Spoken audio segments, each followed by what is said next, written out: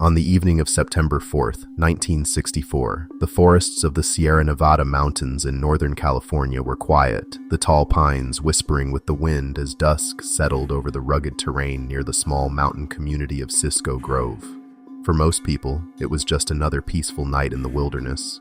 But for one man, it would become a night of terror that would follow him for the rest of his life. That man was Donald Shrum. Shrum was a 28-year-old employee in the aerospace and defense industry who lived in the Sacramento area. He was known by friends as a responsible and capable outdoorsman who loved hunting in the mountains.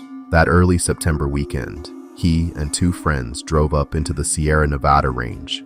The area around Cisco Grove was ideal terrain for deer hunting. Dense forests, steep ridges, and remote wilderness where few people ventured. None of them imagined the trip would become one of the strangest encounters in UFO history. As the day progressed, the three hunters spread out across the forested slopes, each moving along different ridges to track game. At some point during the afternoon, Shrum realized he had wandered farther than intended. The terrain had become unfamiliar, and as the sun sank toward the mountains, he recognized the unsettling truth. He was lost. Rather than risk navigating dangerous terrain in the darkness, Shrum decided to wait until morning. In the Sierra Nevada wilderness, sleeping on the ground can be risky because of animals and cold nighttime temperatures, so he climbed into the lower branches of a tall pine tree and secured himself with his belt so he wouldn't fall while asleep. The forest grew darker. The night seemed perfectly normal at first. Then Shrum saw the light. The mysterious object moving silently between the trees was a strange glowing light. At first, Shrum assumed it was a helicopter searching for him. Believing his friends might have sent a rescue party, he climbed down from the tree and lit small fires to signal his location. But something was wrong. The object didn't behave like a helicopter. It made no sound, and instead of flying steadily, it zigzagged through the air with eerie precision before stopping roughly 50 yards away from him. Shrum suddenly realized this was no aircraft he recognized. Fear took hold. He quickly climbed back into the tree. What happened next would keep him fighting for his life until sunrise. Not long after the craft stopped nearby, Shrum noticed movement below. Figures were emerging from the direction of the glowing object. Three beings approached the tree. Two of them appeared roughly humanoid. Short figures dressed in strange metallic or silvery suits with helmet-like headgear and dark goggles. The third figure looked entirely different. It was mechanical. Shrum later described it as robotic, stiff in movement, metallic in appearance, and with glowing eyes that shone in the darkness.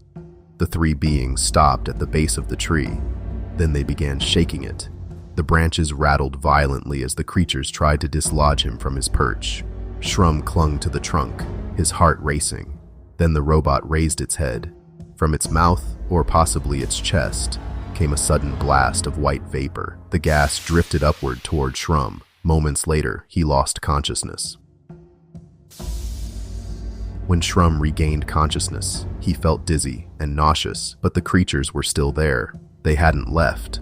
They continued circling the tree, sometimes attempting to climb it while the robotic figure remained below. Each time the robot released another burst of vapor, Shrum would briefly black out again. Realizing he might not survive the night unless he fought back, Shrum began using whatever he could find. He lit matches and threw them downward. He dropped burning pieces of clothing. He hurled pine branches, coins from his pockets, and anything else he could reach. For brief moments, the creatures would retreat, only to return again. Finally, he reached for the only real weapon he had, his bow. With trembling hands, Shrum drew an arrow and fired toward the robotic figure below. The arrow struck. Sparks flew as the arrowhead hit the metallic body of the robot. The creature jerked backward momentarily, as if stunned. Shrum fired again. And again. Each shot seemed to scatter the creatures briefly, but they kept coming back. At some point during the night, a second robot appeared from the forest, joining the first one beneath the tree. The siege continued. The longest night, hour after hour, the strange standoff continued in the dark forest.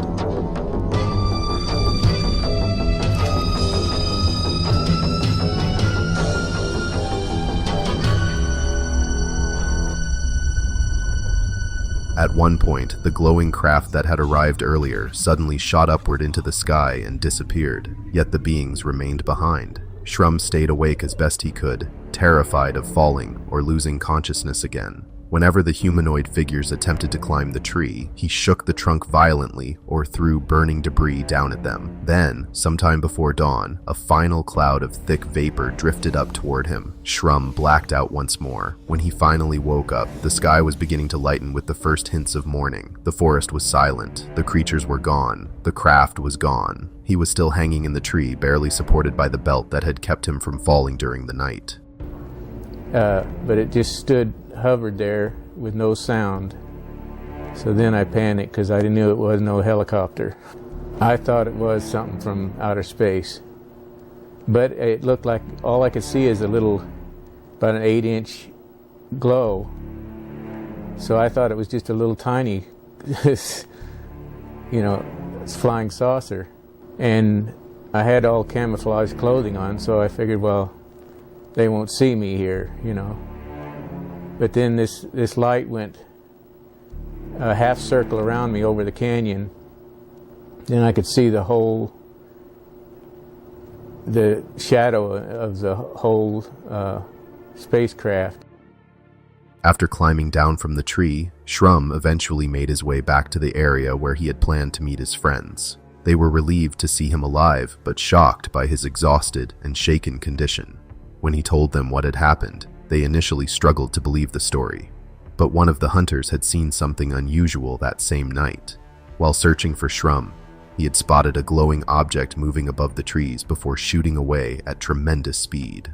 Later that day, the three men returned to the site. They discovered several arrows Shrum had fired and pieces of burned clothing he had dropped from the tree. Strangely, the coins he had thrown at the beings were missing. The bizarre night had left physical traces, but the strangest part of the story was still ahead. The McClellan Air Force Base connection Shrum initially told only a few people about what had happened. Eventually, the story reached someone connected to an astronomer who passed the information to officials at McClellan Air Force Base near Sacramento. Soon afterward, Shrum received a message. The Air Force wanted to speak with him, but the meeting would not take place at the base. Instead, he was instructed to meet two men at an empty house in an off-base housing development. Begin again, Mr. Shrum, when the light first came through the pines at Cisco Grove. When Shrum arrived, the two men questioned him extensively about what had happened in the forest. They asked detailed questions about the craft, the beings, and especially the robotic figures. They also took possession of some of the arrows he had fired that night.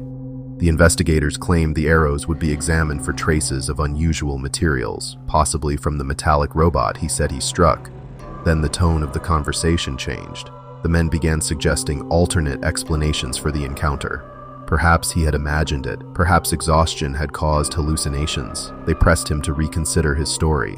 Shrum left the meeting with the uneasy feeling that the government did not want the incident discussed publicly.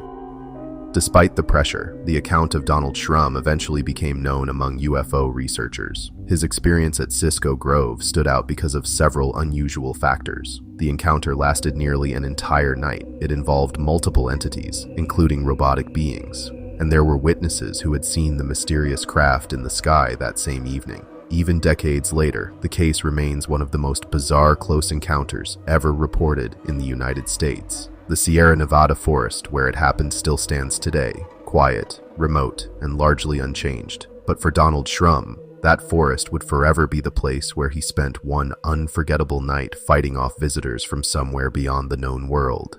And when the sun finally rose over Cisco Grove that morning in 1964, the creatures were gone. But the mystery they left behind has never truly disappeared.